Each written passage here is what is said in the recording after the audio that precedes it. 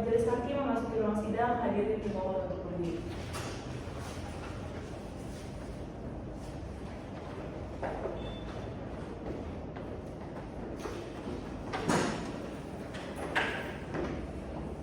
Hadirin dipersilakan duduk kembali.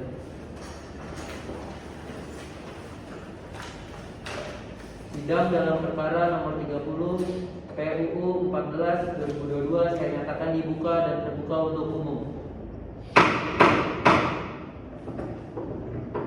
Baik, silakan memberikan keterangan bagi yang sudah hadir dalam ruang persidangan.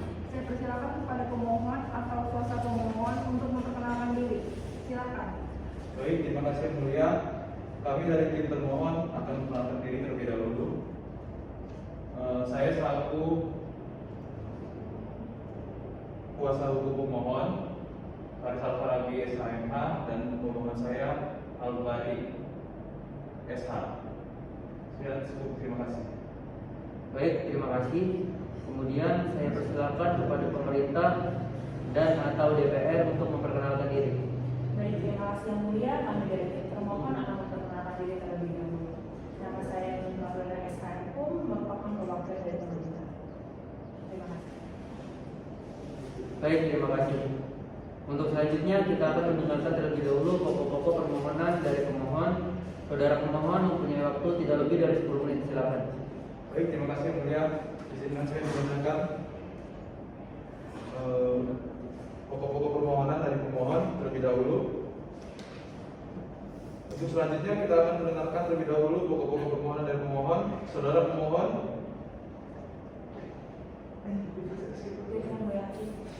yang mulia hakim yang kami hormati, dari pihak termohon serta hadirin sidang yang kami hormati, izinkan kami membacakan pokok-pokok dari permohonan, yaitu poin 1, perubahan Undang-Undang Dasar 1945 telah membentuk sebuah lembaga baru yang berfungsi mengawal konstitusi, yaitu Hakim Mahkamah Konstitusi. Selanjutnya disebut MK sebagai tertuang dalam pasal 7B, pasal 24 ayat 1 dan ayat 2, serta pasal 24C UUD 1945 dan Konstitusi sebagai telah diubah dengan Undang-Undang Nomor 8 Tahun 2011 tentang perubahan atas Undang-Undang Nomor 24 Tahun 2003 tentang Hakim Mahkamah Konstitusi. Lembaran Negara tahun 2011 Nomor 70 tambahan Lembaran Negara Nomor 5266, selanjutnya disebut UU MK. Poin kedua, bahwa salah satu kewenangan yang dimiliki oleh MK adalah melakukan pengujian undang-undang terhadap konstitusi sebagai diatur dalam pasal 24C ayat 1 Undang-Undang Dasar 1945 yang berbunyi, Hakim Mahkamah Konstitusi berwenang mengadili pada tingkat pertama dan terakhir yang bersifat final untuk menguji undang-undang terhadap undang-undang dasar. Poin ketiga selanjutnya pasal 10 ayat 1 huruf A UU MK menyatakan Hakim Mahkamah Konstitusi berwenang mengadili pada tingkat pertama dan terakhir yang putusannya bersifat final untuk A. Menguji undang-undang terhadap Undang-Undang Dasar Negara Republik Indonesia tahun 1945. B. Pasal 29 ayat 1 Undang-Undang Nomor 48 tahun 2009 tentang penguasaan kehakiman lembaran negara tahun 2009 Nomor 1157, tambahan lembaran negara Nomor 5076, selanjutnya disebut UU KK menyatakan C.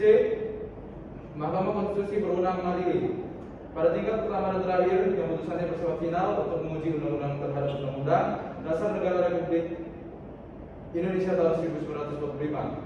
Poin keempat, bahwa kewenangan menguji UU terhadap UUD 1945 mencakup pengajuan proses untuk undang-undang, uji formil dan materi undang-undang uji material yang didasarkan pada pasal 51 Undang-Undang Nomor 24 Tahun 2003 tentang MK yang menyatakan dalam permohonan sebagaimana dimaksud pada ayat 2, pemohon wajib menguraikan dengan jelas bahwa A. Pembentuk undang-undang tidak memenuhi ketentuan berdasarkan Undang-Undang Dasar Negara Republik Indonesia tahun 1945 dan B. Materi muatan dalam ayat pasal dan atau bagian undang-undang dianggap bertentangan dalam Undang-Undang Dasar Negara Republik Indonesia tahun 1945. Poin kelima, dalam pasal 31 ayat 2 UU Nomor 3 Tahun 2009 tentang Mahkamah Agung, juga pasal 1 ayat 4 Permen Nomor 1 Tahun 2011 tentang hak uji material dikemukakan Mahkamah kriteria penguji. Material dapat mencakup subjek permohonan dapat berupa perorangan warga negara Indonesia, kesatuan masyarakat hukum adat sepanjang masih hidup dan sesuai dengan perkembangan masyarakat dan prinsip negara kesatuan Republik Indonesia yang diatur dalam undang-undang atau badan hukum publik atau badan hukum privat. 6. Bahwa yang menjadi objek pengujian material ini tahun 2008 tentang informasi dan transaksi elektronik. Lembaga Negara Republik Indonesia tahun 2008 nomor 58, tambahan Lembaga Negara Republik Indonesia nomor 4843. 7. Bahwa permohonan ini diajukan pada tanggal 1 Maret 2022 berdasarkan akta penerimaan berkas pada pendaftaran permohonan di Hakim Mahkamah Konstitusi. 8. Bahwa pemohon mengajukan pengujian material terhadap Undang-Undang Nomor 11 Tahun 2008 tentang informasi dan transaksi elektronik Lembaga Negara Republik Indonesia tahun 2008. Nomor 58 tambahan Lembaga Negara Republik Indonesia nomor 4443 dengan norma sebagai berikut. Baik, kemudian dari kami cukup. Baik, terima kasih. Mohon berikutnya saya berikan kesempatan kepada pemerintah untuk menyampaikan pokok-pokok keterangan atas permohonan yang sudah disampaikan oleh pemohon. Kepada termohon, silakan. Baik, terima kasih yang mulia. Yang mulia hakim yang kami hormati dan yang pemohon serta izin yang kami hormati, izin yang kami membacakan pokok-pokok dari pemohon. Satu, menyatakan pasal 27 ayat 1 Undang-Undang Nomor 11 Tahun 2008 tentang informasi dan transaksi elektronik Lembaga Negara Republik Indonesia tahun 2008 nomor 58 tambahan Lembaga Negara Republik Indonesia nomor 4843 bertentangan dengan Undang-Undang Dasar Negara Republik Indonesia tahun 1945 dan tidak mempunyai kekuatan hukum mengikat. Terima kasih. Baik, terima kasih. Mohon berikutnya saya ingin mengonfirmasi kembali kepada pemohon. Pemohon meminta kepada Mahkamah untuk menyatakan inkonstitusional pasal 27 ayat 1 Undang-Undang ITE 2016. Apakah benar? Benar yang mulia. Pada termohon, apakah ada yang ingin ditanggapi terkait dengan keterangan yang sudah disampaikan oleh pemohon tadi? Baik yang mulia, menurut kami apa yang menjadi pokok permohonan tadi sudah terjawab daripada alasan mengapa pasal 23 ayat 1 Undang-Undang ITE 2016 itu sudah sesuai dengan konstitusi. Adapun untuk lebih jelasnya nanti disampaikan oleh ahli dari pemohon. Terima kasih. Baik, berikutnya agenda kita kali ini adalah mendengarkan keterangan ahli. Dari pihak pemohon dalam sidang kali ini akan menghadirkan berapa ahli? Baik yang mulia, kami dari pihak pemohon mengadakan seorang ahli yaitu ahli ITE. Baik, sementara termohon berapa ahlinya? Baik yang mulia, kami dari pihak pemohon mengadakan satu orang ahli yaitu ahli pemerintah. Baik, dari pemohon dan pemohon diantaranya ada ahli ITE dan ahli pemerintah. Selanjutnya, sebelum ahli menyampaikan keterangannya, tentu kepada mereka harus dilihat sumpahnya terlebih dahulu. Dari ahli yang dihadirkan oleh pemohon dan termohon beragam apa saja? Baik, terima kasih yang mulia. Semua ahli yang kami hadirkan beragam isi. Dengan yang mulia, semua ahli yang kami hadirkan beragam isi. Baik, berarti semuanya akan disumpah secara Islam. Silakan semua ahli yang berdiri untuk melakukan sumpah. Rohaniawan mohon dibantu, saya mohon dibantu untuk membantu pengucapan sumpah. Ya, sudah siap semua ahli?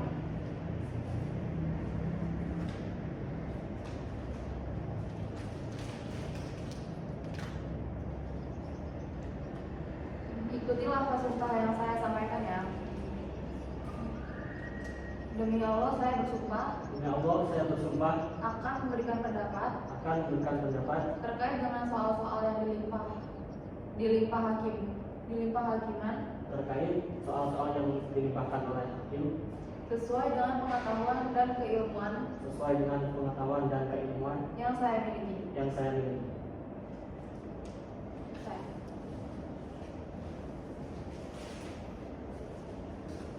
Baik, terima kasih. Semua ahli sudah diambil sumpahnya. Tentu semua ahli terikat kepada sumpah tersebut. Selanjutnya yang akan kita dengarkan pertama adalah keterangan ahli dan ahli yang dihadirkan oleh pemohon. Nantinya akan berturut-turut dengan ahli yang dihadirkan oleh pemohon. Baik yang mulia, dari pihak pemohon memperkenalkan ahli ITE kepada saudara Wahyu Cahaya. Dipersilakan. Baik, terima kasih yang mulia. Izinkan saya untuk memberikan pendapat mengenai UU ITE ini. Dalam Undang-Undang ITE tahun 2008 telah ditetapkan sebanyak 8 pasal tentang soal pidana. Namun dalam Undang-Undang ITE tahun 2016 telah melakukan perubahan pasal di pasal 45 dan penambahan pasal 45A dan 45B dan kesemuanya berfungsi menjerat pelaku tindak pidana yang berkaitan dengan kejahatan teknologi informasi atau cybercrime. Lalu dalam UU ITE tahun 2008 penghinaan atau pencemaran nama baik merupakan delik biasa sehingga dapat diproses secara hukum sekalipun tidak adanya pengaduan dari korban. Namun dengan mengacu pada KUHP sebagaimana dimaksud UU ITE tahun 2006, maka delik tersebut berubah menjadi delik aduan yang mengharuskan korban membuat pengaduan kepada pihak yang berwajib. Muatan norma penjelasan pasal 27 UU ITE tahun 2006 secara tidak langsung mengadopsi pertimbangan putusan Mahkamah Konstitusi nomor 50 PUU 6 tahun 2008 juga putusan MK nomor 2 PUU 7 tahun 2009. Dalam pertimbangan putusan MK 50 PUU 7 tahun 2008 disebutkan bahwa keberlakuan dan tafsir atas pasal 27 ayat 3 UU ITE tidak dapat dipisahkan dari norma hukum pokok dalam pasal 310 dan pasal 311 KUHP sebagai jenis delik yang mensyaratkan adanya pengaduan untuk dapat dituntut. Harus juga diberlakukan terhadap perbuatan yang dilarang dalam pasal 27 ayat 3 UU ITE sehingga pasal AKU juga harus ditafsirkan sebagai delik yang mensyaratkan pengaduan untuk dapat dituntut di pengadilan. Menurut kami, pengaduan dari pihak pemohon tidak dapat diproses atau diterima. Pemohon sebagai warga negara Indonesia justru mengajukan legal standing sebagai perorangan yang ada kaitannya dengan kerugian konstitusional. Dengan berlakunya pasal AKU tidak jelas kerugian konstitusional seperti apa yang dialami pemohon sebagai umat pasaran. Dengan demikian permohonan AKU jelas dan fokus karena pemohon menguraikan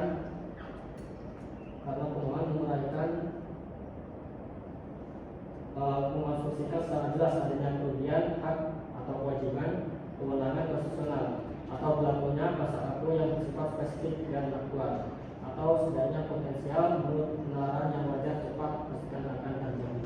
Cukup sekian.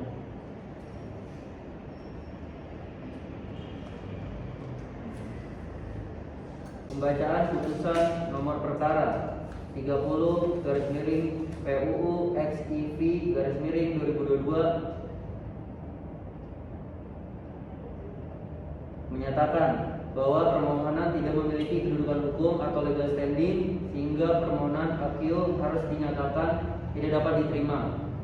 2. Menolak permohonan AKU untuk seluruhnya atau setidak-tidaknya menyatakan permohonan AKU tidak dapat diterima. 3. Dalil para pemohon tidak terbukti dan tidak beralasan menurut hukum. Mengadili dan menyatakan 1. Menolak permohonan yang diajukan dan seluruhnya. 2. Memerintahkan permuatan putusan ini dalam Berita Negara Republik Indonesia sebagaimana mestinya. Demikian putusan dan diucapkan dalam sidang pleno oleh 3 hakim konstitusi, yaitu saya sebagai hakim ketua Kabul Akbar SHMH dan hakim anggota 1 Nia Rotua SHMH, hakim anggota 2 Alivia Wiranisa SHMH pada hari Senin tanggal 17 bulan 5 tahun 2022 selesai. Saya nyatakan ditutup. Pada hadirin mohon berdiri. Pada majelis hakim dipersilakan untuk meninggalkan ruangan sidang.